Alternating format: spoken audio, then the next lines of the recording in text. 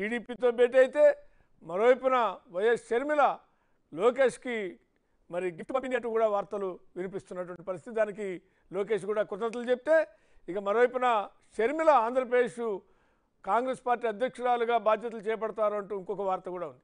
ఇది ఎలా ఉంటే ఇక వైసీపీలో మరి అభ్యర్థుల మార్పు చేర్పులతో కూడా చాలామంది అలకబూనారు. అటు కొంతమంది జనసేన వైపు చూస్తుంటే మరి కొంతమంది టీడీపీ వైపు చూస్తున్నారనే వార్తలు కూడా వస్తున్నాయి. ఇక మరోవైపున జనసేన అధినేత పవన్ కళ్యాణ్ పట్ల బీజేపీ ఎటువంటి వైఖరి తీసుకోబోతున్నాడు ఆసక్తి కూడా నెలకొంది. ఆ రకంగా ఏపీ రాజకీయాల్లో రోజు రోజుకి రాజకీయ సమీకరణలు మారుతున్నటువంటి వాతావరణం అయితే కనపడుతుంది. డిబేట్లోకి వెళ్లే ముందు ఆ వివరాలు ఏంటో ఒకసారి చూద్దాం. మున్సిపల్ కార్మికులు మంత్రుల్నే నిలదీస్తున్న అంగన్వాడీ, పార్టీలో పరేషాన్ చేస్తున్న అసమ్మతి వర్గం,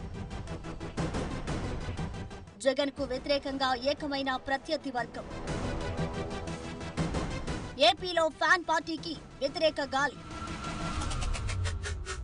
వైనాట్ 175 అంటూ వచ్చే ఎన్నికలకు సన్నద్ధమవుతున్న వైసీపీ అధినేత సీఎం జగన్మోహన్ రెడ్డికి ప్రస్తుత పవనాలు ఏమాత్రం అనుకూలంగా వీయడం లేదని తెలుస్తోంది.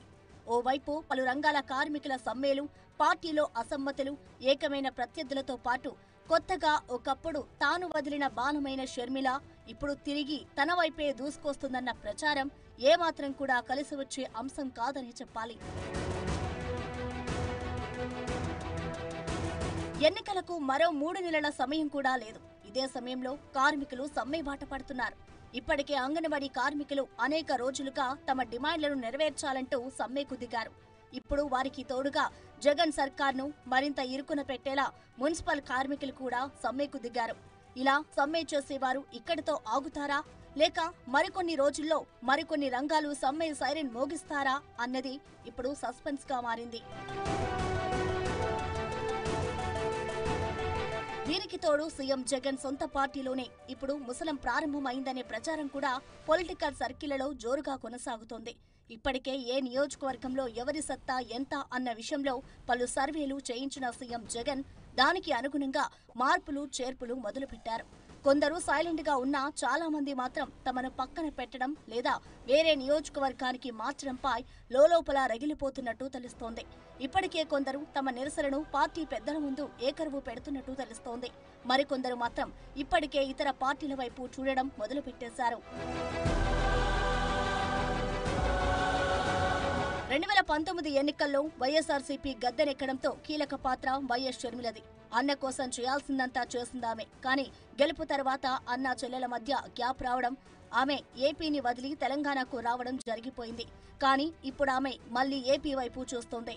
అన్నకు వ్యతిరేకంగా అడుగులు వేస్తూ కాంగ్రెస్ పగ్గాలను చేపట్టి అన్నపై యుద్ధాన్ని ప్రకటిస్తారన్న ప్రచారం జరుగుతోంది. దీనికి సంబంధించి ఇప్పటికే కాంగ్రెస్ పెద్దలతో తెర వెనుక మంతనాలు కూడా జరిగిపోయాయని తెలుస్తోంది. వీటన్నిటిని పక్కన పెడితే విపక్షాలైన టీడీపీ, జనసేన సీఎం జగన్ కు వ్యతిరేకంగా చేతులు కలిపి ఉమ్మడిగా బరిలోకి దిగడం వైఎస్ఆర్సీపీకి ఏమాత్రం కూడా కలిసి వచ్చే అంశం కాదు. ప్రభుత్వ వ్యతిరేక ఓటును ఈసారి చీలే ప్రసక్తే లేకుండా అడుగులు వేస్తున్నాయి ఈ రెండు పార్టీలు.